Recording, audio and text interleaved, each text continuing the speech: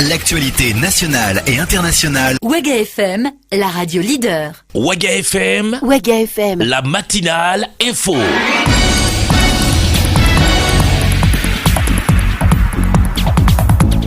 Mesdames, Messieurs, bonjour à toutes et à tous. Bienvenue à l'écoute de Ouaga FM. Vous êtes au journal de 7h. Voici pour vous les titres de l'actualité de ce mardi 15 novembre 2016. Épidémie de dengue au Burkina Faso, le ministère de la Santé multiplie les concertations. Hier lundi, les responsables du ministère ont rencontré les professionnels de la santé du public et du privé. Réaction dans ce journal. Et puis Ouagadougou abrite depuis hier un colloque international sur les mouvements sociaux en Afrique. L'initiative est de l'école doctorale de l'université Ouaga 1, professeur Joseph Kizerbo, et l'objectif essentiel est de permettre aux jeunes chercheurs de mieux appréhender les phénomènes plus de précision dans ce journal. En page société de cette édition, nous nous intéresserons à la situation des VADS, les volontaires adjoints de sécurité, à suivre des réactions de quelques usagers de la route sur la pertinence du travail abattu au quotidien par ces hommes et ces femmes postés au carrefour de Ouagadougou et des autres villes du Burkina Faso. Voilà, mesdames, messieurs, pour les titres de ce journal. Bienvenue à l'écoute.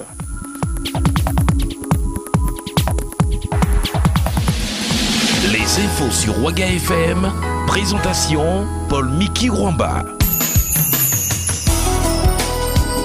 Les infos sur Ouaga FM, l'actualité nationale. Nous commençons ce journal par cette brève. Ouagadougou accueille ce mardi 15 novembre 2016, dès 9h, des consultations bilatérales entre le Burkina Faso et le Japon. Ces consultations bilatérales organisées sous la forme d'un séminaire gouvernemental et placées sous la présidence du Premier ministre Paul Kabatieba visent d'une part à consolider la coopération entre le Burkina Faso et le Japon et d'autre part à promouvoir un partenariat gagnant-gagnant. Des représentants de la CEDEAO, de l'UEMOA et de la République de Côte d'Ivoire sont attendus à cette rencontre qui s'ouvre ce matin à 9h au ministère des Affaires étrangères, de la coopération et des Burkinabés de l'étranger. Je vous l'annonçais en titre, le ministre de la Santé a rencontré l'association des promoteurs de cliniques et polycliniques privées du Burkina. C'était hier lundi 14 novembre 2016 à Ouagadougou. L'objectif de cette rencontre était de faire le bilan de la lutte menée contre l'épidémie de la dengue et d'apporter d'éventuelles solutions pour lutter davantage contre l'épidémie. Plus de détails dans ce compte rendu signé Aimé Savadougou. Informer les populations sur les efforts consentis par les différents acteurs de la santé pour lutter contre l'épidémie de la dengue et apporter d'éventuelles solutions, toujours dans le but d'assurer la santé des citoyens burkinabés, tel était l'objectif de cette rencontre. À la sortie des échanges, Dr Wilfried Bikaba, directeur de la prévention et des maladies du ministère de la Santé, apporte quelques données. Les données chiffrées des cas de dengue, qui sont autour de 1200 cas de dengue qui ont été donc répertoriés. Nous avons les chiffres exacts avec 15 décès donc, qui ont été également notifiés. Depuis 5 jours, nous avons une notification journalière des cas de dengue dans la ville de Ouagadougou, ce qui nous permet de suivre au jour le jour le nombre de cas enregistrés. Ce que nous pouvons dire, mais nous ne pouvons pas rester, nous allons continuer à être vigilants. C'est que depuis 4 jours, nous observons une tendance à la diminution, mais nous restons toujours vigilants parce qu'il faudrait que nous puissions voir est-ce que nos actions qui sont faites sur le terrain puissent également permettre de contrôler cette maladie. Et pour lutter davantage contre l'épidémie de la dengue, les professionnels de la santé, du public et du privé entendent mener différentes actions. Dr Wilfried Bikaba. Il s'agit d'abord de l'information du public, sur donc l'existence du cas de la dengue et des mesures qu'il fallait faire pour éviter d'avoir la dengue. Nous avons également élaboré les directives de prise en charge dans les formations sanitaires pour faire de telle sorte que les agents, face à un cas suspect de dengue, sachent quelles sont les mesures qu'il faut prendre. Nous avons élaboré un certain nombre d'émissions, nous avons fait des spots qui passent effectivement dans les médias, notamment dans les différentes langues. Nous avons tenu un certain nombre de rencontres de coordination et actuellement également nous sommes en train de tester un certain nombre d'insecticides qui nous permettraient peut-être de faire la pulvérisation spatiale. Pour le moment, les tests que nous avons menés ne nous permettent pas de faire la pulvérisation spatiale, mais nous avons également d'autres pistes qui nous permettraient donc d'agir dans ce domaine. Le ministre de la Santé, quant à lui, salue les efforts des promoteurs des cliniques polycliniques du Burkina. Dr Soumaïla Ouedraogo. Mon message est de les féliciter pour tous les efforts qu'ils ont développés depuis le début de la crise liée à l'épidémie de dengue et de les demander à ce que le double d'efforts pour nous accompagner. L'accompagnement veut dire toujours la qualité dans les soins qu'ils offrent. C'est encore une fois de plus les rappeler qu'ils font partie du ministère de la Santé. Au niveau du ministère de la Santé, le système de santé est composé du secteur privé, du secteur public et du sous-secteur privé. Donc tout ce qui se fait au niveau du privé doit être pris en compte également au niveau du secteur public pour que nous puissions ensemble avancer au bonheur de la santé des populations. Cette rencontre a été l'occasion pour les acteurs de la santé publique d'exposer les nombreux problèmes qu'ils rencontrent, notamment celui de la disponibilité des médicaments. Merci Aimé Savadogo. On retient pour l'essentiel que le nombre de cas de décès suite à la dengue est passé donc de 13 à 15 et l'épidémie est en passe d'être maîtrisée par le ministère de la Santé selon les réactions donc des premières autorités du département en charge de la santé.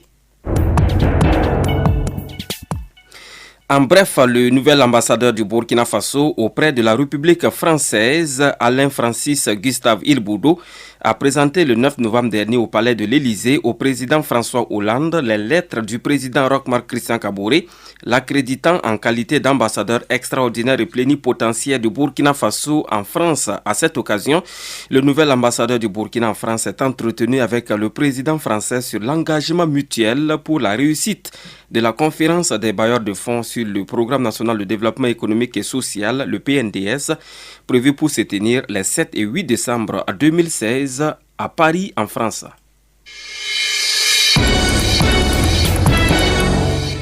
Dans un contexte post-insurrectionnel et afin de mieux appréhender les tenants et les aboutissants de la gestion des mouvements sociaux et de la gouvernance en Afrique, l'école doctorale des lettres, sciences humaines et communication de l'université Ouaga 1, professeur Joseph Kizerbo, organise son premier colloque international sous le thème « Mouvements sociaux et gouvernance en Afrique ». Ce colloque a débuté hier lundi 14 novembre 2016 et on fait le point de l'ouverture des travaux avec Franck Aristide Jefa. L'objectif de ce colloque international est de répondre aux exigences des changements politiques intervenus dans nos pays en général et au Burkina Faso en particulier dans un contexte marqué par l'insurrection d'octobre 2014 selon le professeur Mamadi Savadogo, directeur de l'école doctorale initiatrice de ce colloque. Le projet de ce colloque remonte à mars 2014, donc plusieurs mois avant l'insurrection, et en suivant les événements, nous avons vu effectivement que ces mouvements sociaux-là prennent de l'importance dans notre société. C'est pour cela que nous avons proposé ce thème. Les participants à ce colloque, ce sont essentiellement de jeunes chercheurs, c'est-à-dire ce sont les doctorants, ce sont les jeunes collègues qui n'ont pas beaucoup d'années d'ancienneté ou qui ne sont pas très gradés. Nous avons 65 intervenants en tout, dont 48 qui viennent de l'extérieur et il y a 12 pays qui sont représentés. Nul doute que les attentes à l'issue de ce colloque seront nombreuses et les travaux de ce colloque permettront justement de dégager des perspectives, a aussi déclaré le professeur Mamadi Savadogo. Les travaux vont nous permettre de comprendre les mouvements sociaux, de voir aussi l'évolution de nos sociétés, les orientations, les directions que nos sociétés sont susceptibles de prendre et surtout de permettre aux jeunes chercheurs d'entrer en contact entre eux parce que c'est eux qui constituent l'avenir de nos universités. Donc c'est bien qu'ils aient des occasions de se connaître, de tisser des relations pour plus tard contribuer au développement de nos universités. Pour le professeur Tanga Pierre Zungrana, secrétaire général du ministère de l'Enseignement supérieur, de la Recherche scientifique et de l'Innovation, représentant le professeur Filiga Michel Sawadogo, ministre de l'Enseignement supérieur, de la Recherche scientifique et de l'Innovation, ce colloque arrive à point nommé. C'est une très bonne initiative qu'une école doctorale organise une rencontre scientifique internationale. D'abord parce que c'est l'occasion pour les acteurs, les enseignants-chercheurs et les chercheurs de s'exprimer, d'échanger, de confronter leurs savoirs et leurs résultats afin d'aller de l'avant. C'est aussi l'occasion pour les doctorants et les autres étudiants de comprendre déjà les tâches auxquelles ils pourraient être appelés plus tard dans la vie active. Une manifestation de cette nature-là dans la structure académique, c'est portée en priorité par les laboratoires. Comme l'organisation des laboratoires est relativement jeune, l'initiative prise par l'école doctorale en principe devrait être relayée par les laboratoires. Soulignons que ce colloque international se déroule pendant 3 jours, les 14, 15 et 16 novembre ici à Ouagadougou, avec des participants venus d'Afrique et d'Europe. Un compte rendu complet signé Franck Aristide Jefa. Encore en bref, les députés au Burkina Faso se réunissent ce mardi en séance plénière à l'hémicycle pour examiner 2 projets de loi. Le premier porte autorisation de ratification de l'accord révisé de Bangui instituant une organisation africaine de la propriété intellectuelle adopté à Bamako en décembre 2015. Le second projet de loi à l'ordre du jour de la plénière de cet après-midi porte statut des mandataires judiciaires dans les procédures collectives d'appurement du passif. La plénière s'ouvre cet après-midi sous le coup de 16 heures sous la présidence du président de l'Assemblée nationale, Salif Diallo. Adama Kanazoui, président de l'AGIR, l'Alliance des jeunes pour l'indépendance et la République, est depuis quelques mois conseiller spécial du président du Faso pour le secteur privé et les objectifs de développement durable. Il était l'invité de l'émission Les Grandes Questions samedi dernier sur les antennes de Ouaga FM, la radio de toutes les générations. Et à cette occasion, il nous a confié les tâches dévolues qui lui sont désormais dévolues auprès du président Roch-Marc Christian Kaboré.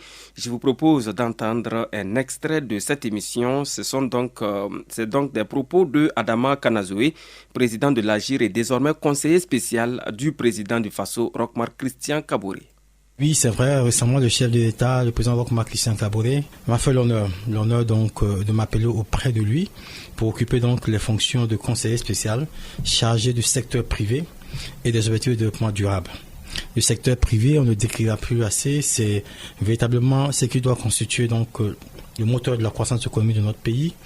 C'est un secteur aujourd'hui au Burkina Faso qui a un rôle capital dans la relance de l'économie, notamment dans le PNDS, qui lui accorde une place véritablement de choix. Et également les ODD aujourd'hui constituent le nouvel agenda.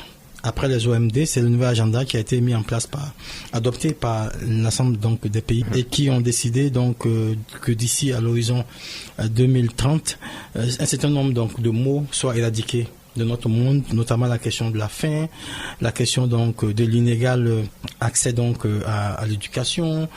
Ce sont autant de questions. Il y a 17 objectifs au total qui constituent aujourd'hui le leitmotiv donc de l'ensemble donc du système des Nations Unies pour faire en sorte.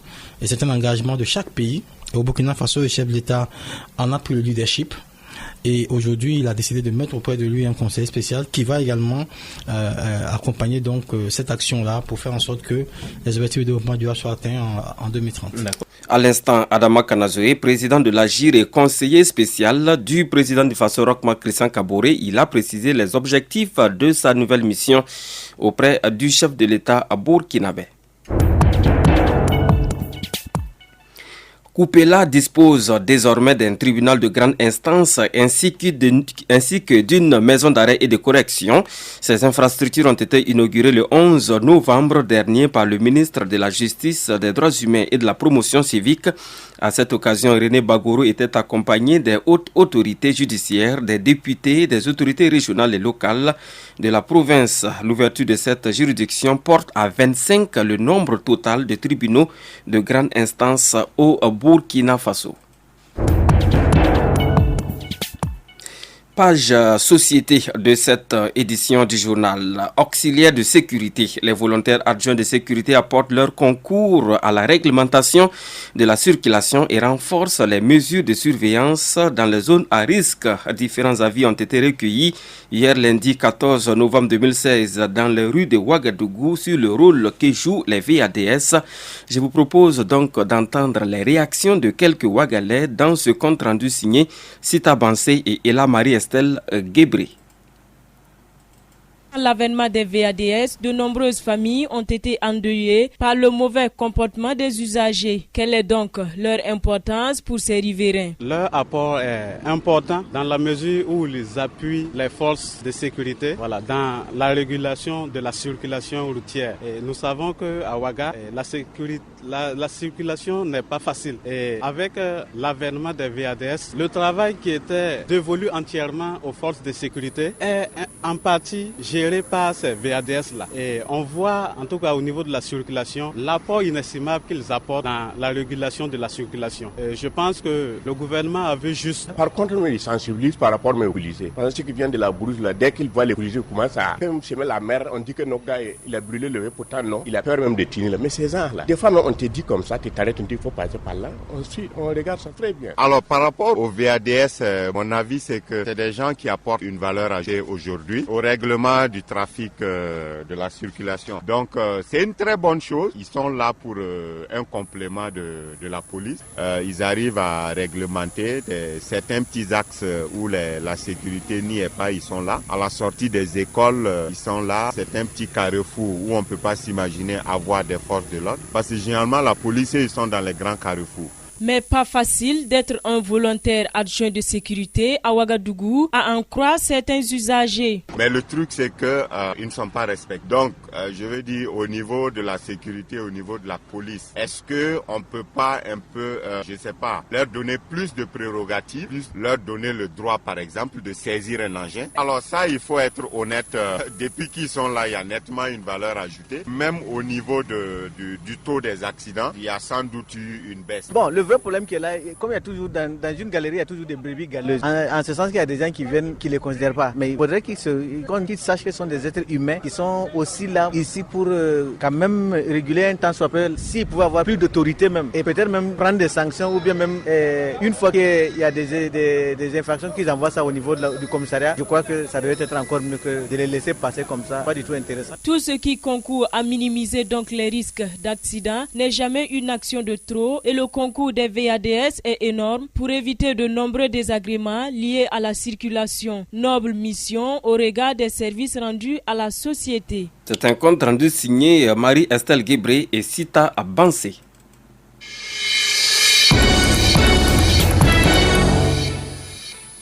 Page culture de cette édition. Le ministère de la Culture, des Arts et du Tourisme a organisé une conférence de presse relative au lancement de l'appel à candidature pour la deuxième édition de la proclamation des trésors humains vivants au Burkina Faso. C'était hier lundi 14 novembre 2016 à Ouagadougou. Salamatou Bardini pour le compte rendu.